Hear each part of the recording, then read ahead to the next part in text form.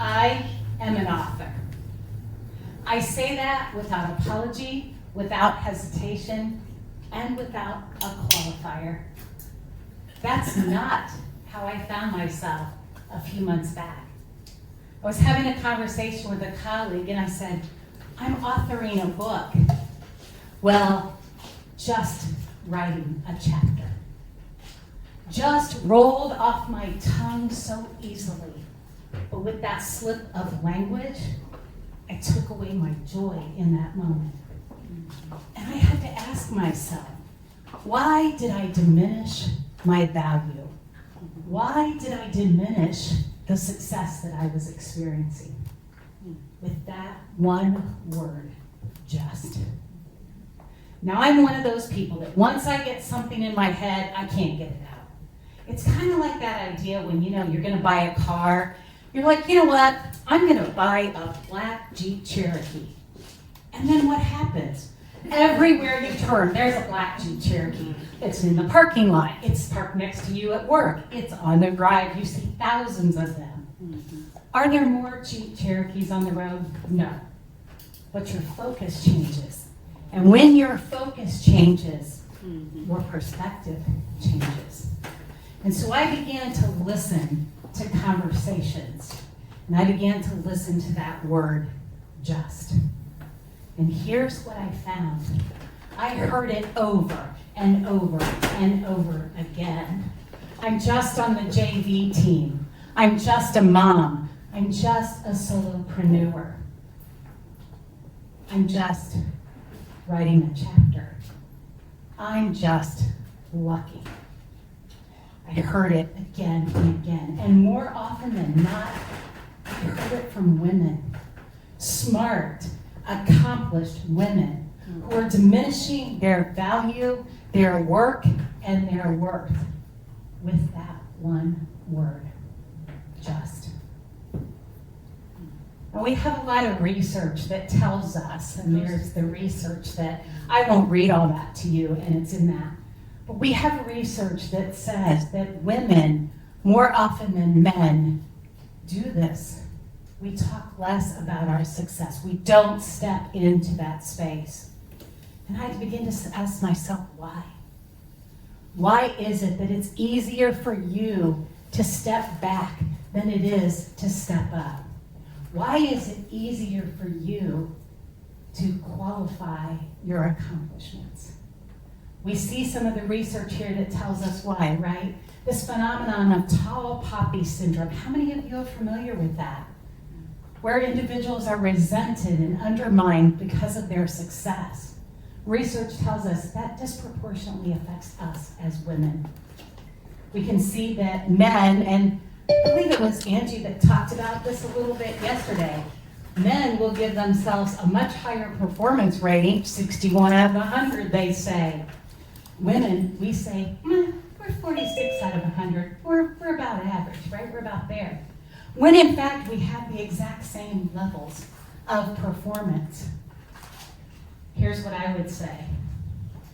Just is an adverb, right? It can mean a little less than, not quite, it's a qualifier. But here's what I want to share with you today. Just is a thief.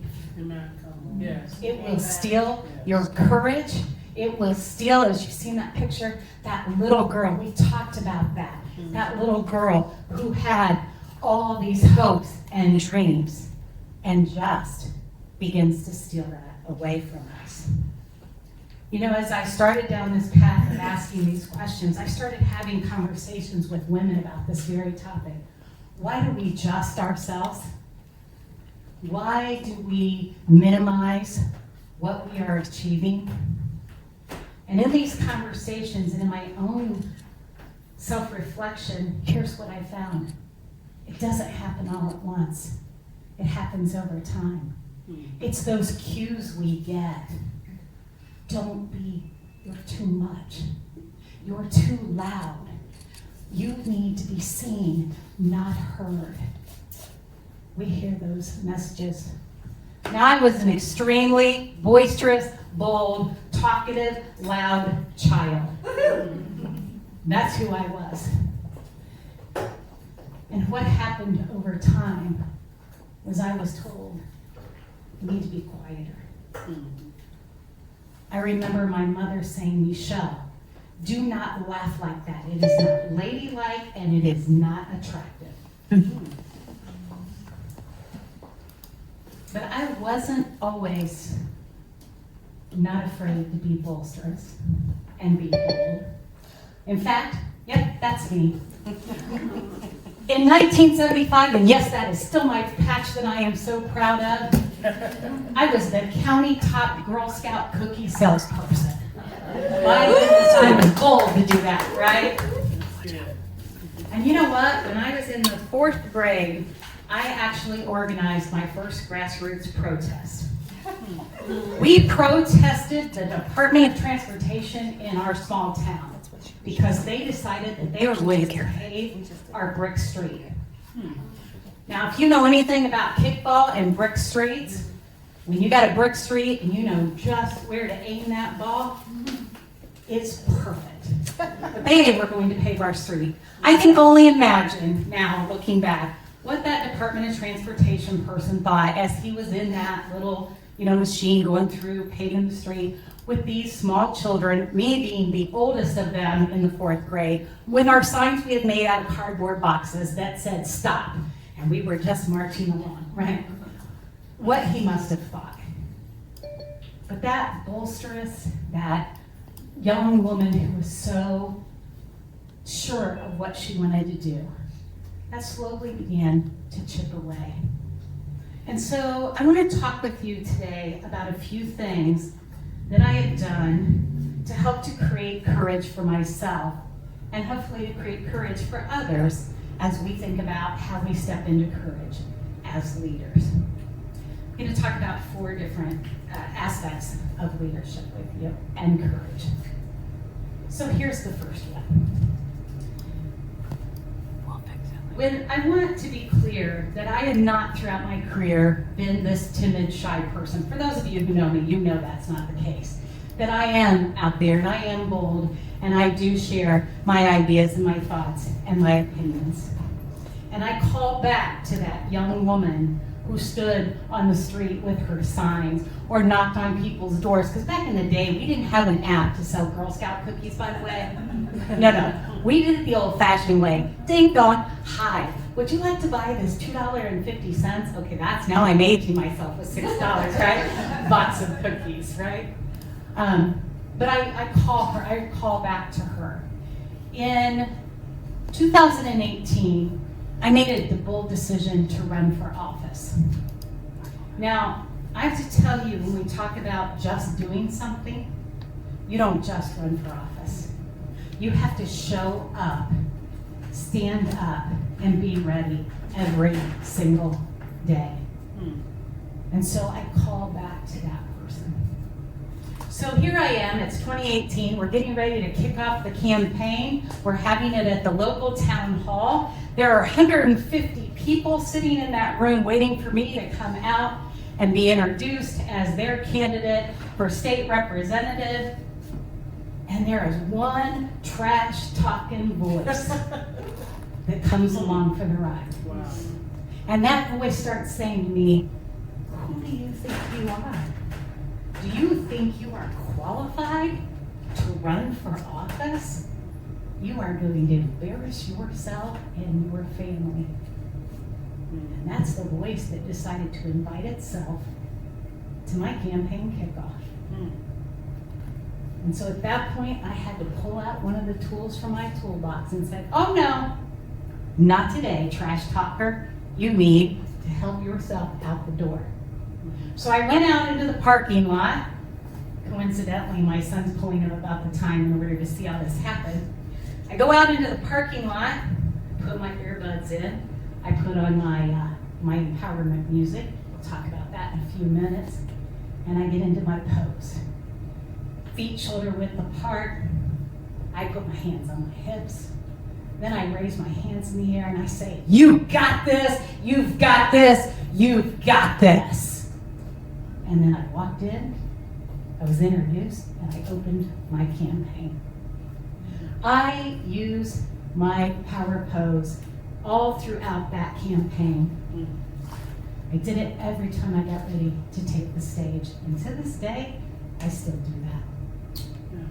I did it because I wanted to remind myself that I was prepared for that moment, that I did belong in that room, that I was ready. And that was especially important when I was the only woman candidate in the room. And it was especially critical when my opponent said to me, "Hi, you must be MeChelle." Well, considering I'm the only woman in the room, yep. What do you do? I mean, do you work? That was the opening I got to introduce to my opponent. But I'd already had my power pose. I'd already put away that trash talking voice. And I was like, well, yes, as a matter of fact, I do. And I proceeded to tell him what I did and how I did it. And so it may not be your thing to do a power pose, but I hope it gives you something to think about. What else can you do that gives you that moment where you can actually stand there and embrace who you are? Now, the research tells us, and we heard about this yesterday too, that the mind will follow the body, right? We just talked about that yesterday. And so there is research that tells us that when we stand up, when we put our shoulders back, even if we put our hands on our hips, our hands in the air, whatever that does, that breathes confidence in us, and that sends a message to our brain. And so it's not just a, hey, it's a quirky thing to do. There's actually science behind it. Now again, maybe your thing is not, I'm gonna jump up and do a power pose before I go into a meeting, but maybe, just maybe it is. And we'll talk about that a little bit more. The other thing that I do to give myself the courage is, you like all these little fun avatars I've been making? I have my Empowerment High playlist. It has songs on it. I am woman, confident, fight song, you won't break my soul, and my newest one that I've added is I am the fire. Oh, it gives me goosebumps just now. I have been known, and some of you have probably pulled into this parking lot in the last 2 days, and you have seen me out there like, I am the fire. Yes. Music is empowering to me. It may not be for all of you, but I find that the music and the songs that I choose to listen to empower me. So I put on my hype playlist. I put my sunroof open. Today, it started to rain. I said, oh no. Gotta have the sunroof open. Cannot rain today. And we got through that, and no more rain clouds for the rest of the trip in. I roll down the windows. I open up that sunroof. I blast that music, and I sing like I am the Queen Bee Beyonce. I cannot carry a tune. But my car doesn't know that. My car thinks that I sing perfectly. And I listen to that music. Think about this. What song? And again, there's research behind this, that the music that you listen to invokes an emotion. Oh, you know it. There are songs, the minute it starts, you're like, there are songs that you're like, yes, I'm on fire. And then there are songs that can really make you angry. Music has power. So think about, what is it that would give you that empowerment? What is a song that you would select? And I'm actually going to encourage you to connect with me and share with me what song it is for you, because what I want to do is create a playlist from this conference and send it to you all and say, hey, here's some empowerment songs for you all to think about. There are so many out there. I mean, I've got some really old ones, like I Am Woman. I mean, like, okay, that's Helen Reddy, so that's like kicking it really old school. And I Am Fire is something that just recently came out. So find your genre, find your music, find what that is that gives you that power. And maybe you don't want to sing in your car and like be driving down the road doing this. I mean, I'm sure that's a road hazard in some way. Maybe it's shower music, right? I don't know what it is for you. But think about how that can empower you and give you courage. And I think about it when I get ready to go into a conference room or a boardroom. I'm listening to my music, I get out of the car, I try to park, see like over here, I'm way over here in this corner. I'm parked over there in the corner so I can get out of my car and do like the, let's do this. And off we go. And so you find your places that you can do that in. That's the great thing about a bathroom stall. You can go strike a power pose in there, and if you're worried somebody else might see you. So that's another thing, is this idea of creating that empowerment playlist for you. And maybe for you it's not music, maybe it's meditation. Maybe it's time in prayer. Whatever that looks like for you, find that additional thing that can help you. The third thing that I want to talk about is how important it is that you find your crew.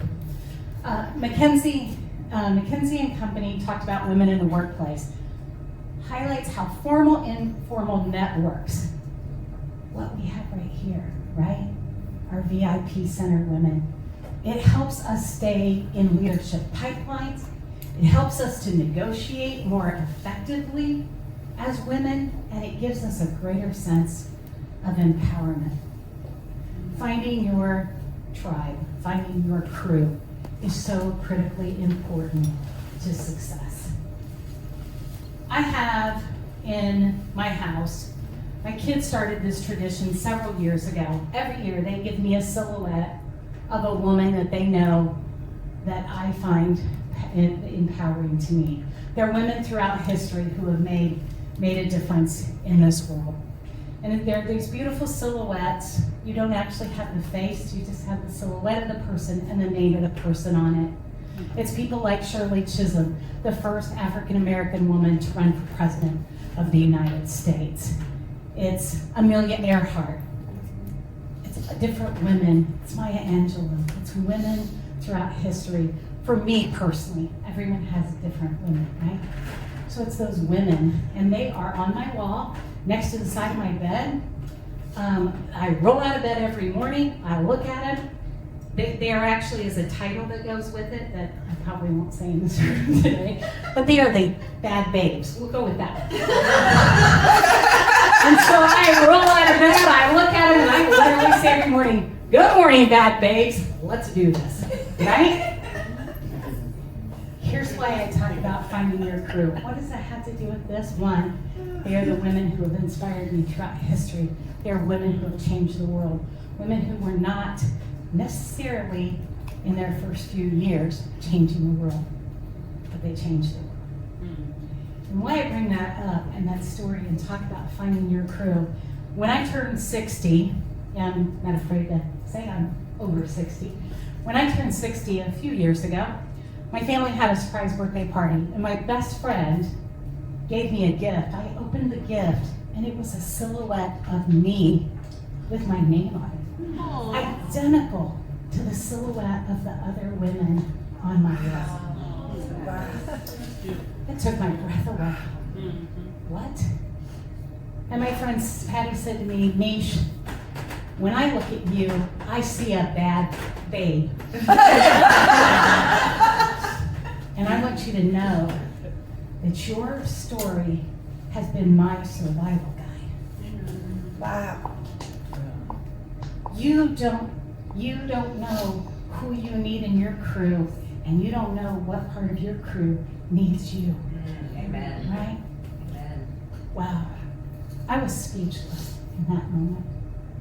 And I gotta be honest with you, I took that framed picture home and I set it on my dresser. And it was months before I hung it on the wall, because I still was having trouble seeing myself with those women. I still was justing myself. I'm just not. I just haven't accomplished. I haven't flown a plane. I'm not Amelia Earhart, right? I've not run for president. I'm still justing myself. And it took me time to find my place on that wall. And we'll come back to that in just a minute. So find your crew, find those people who lift you up. It is in this room, by the way, and I've heard you all say it. We found this in community here at the VIP Center, where you can come as you are, not just as you are, You come as you are in this place with one another, and we have that opportunity to be each other's crew. The other thing, we need to reclaim our voice. I am a work in progress. I am a vision in progress, right? I am a work in progress. I am still catching myself saying just. Yeah. And then I'm stopping myself and I'm saying, I'm sorry, let me rephrase that for myself and for others, right? Because when we just ourselves, we not only do that to ourselves, others are watching us. Yes. The young women are watching us. Angie talked about that yesterday. Because words matter. The words we say to our kids, the words we say to young women, the words we say to our friends and our significant others. And Catherine talked about this yesterday. Hold the mirror up. The words we say to ourselves matter. So I want to encourage you to catch yourself when you're using minimizing language, like replace just, and replace it with nothing. You don't need a qualifier. No. So we get rid of that word just. Unless we're adding ICE at the bottom and then at the end of it, and then it's justice. That's a different conversation. Here's something to think about. How many of you are asked, well, what do you think about that? You get asked that a lot, right? Especially in the business world. I'm going to encourage you that when you answer that question, you don't say, well, I think. What you say is, I recommend. How does that sound differently? Right? There is power in that. I recommend. It also gives you a different seat at the table, a different look as you're sitting at that table. I was talking to a former entrepreneur one day on the phone about this word just, and she shared with me that she removed just checking in from her emails. You're checking in. So when you're talking to your clients, when you're talking to your friends, you're not just checking in. It takes effort, time to connect with people. Don't minimize that and qualify that with just. Check it in. How's it going? Just another way to do that. I'm going to encourage you to keep a log and catch yourself, like I said, saying the word just. I catch myself doing it. Just start to write down how many times you say just. And begin to think about how you can change that language with that word just. And how you begin to change the way you see that word. And if you're someone who writes emails and you think, oh, my emails might be I have too many qualifiers, it feels a little soft, there is a great, you can add this on to your emails. It's an add-on that you can create. And it's called Just Not Sorry.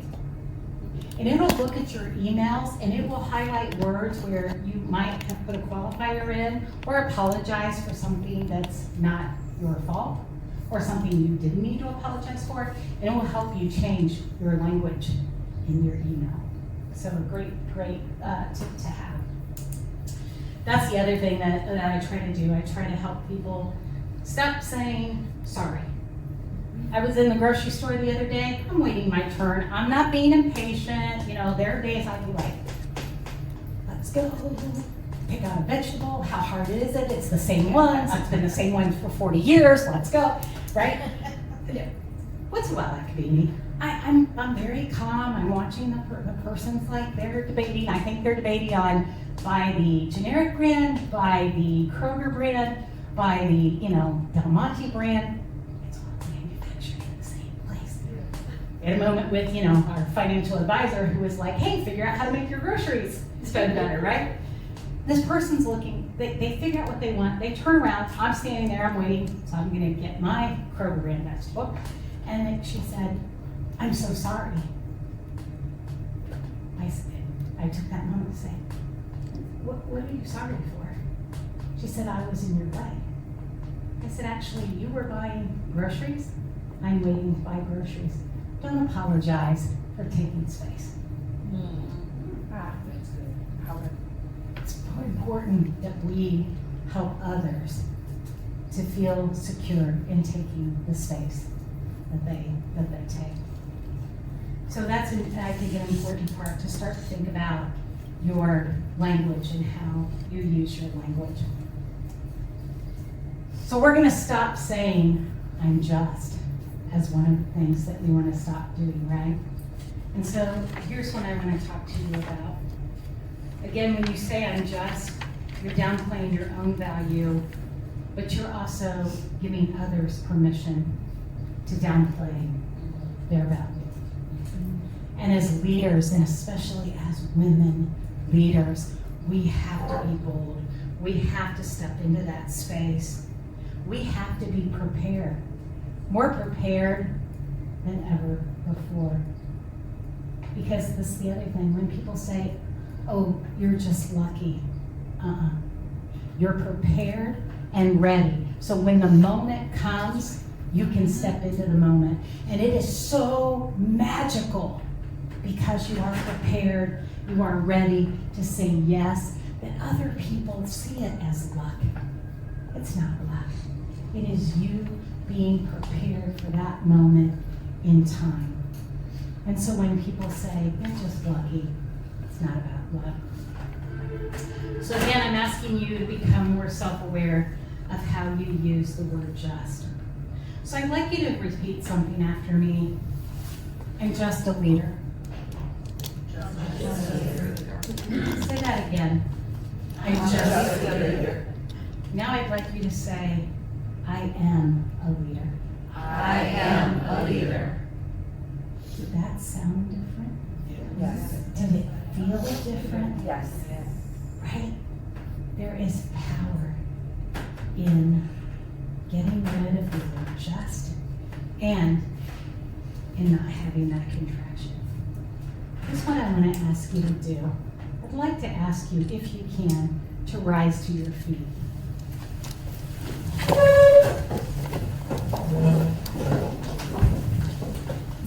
I'd like you to strike whatever power pose you would like.